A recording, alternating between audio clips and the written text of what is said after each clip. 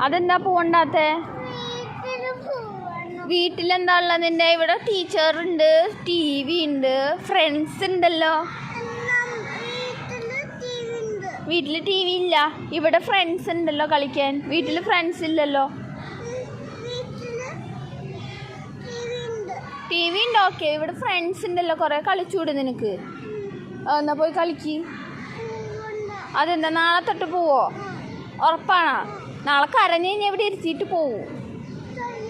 ഉറപ്പല്ലേ? ഉറപ്പല്ലേ കരയൂലെന്ന്?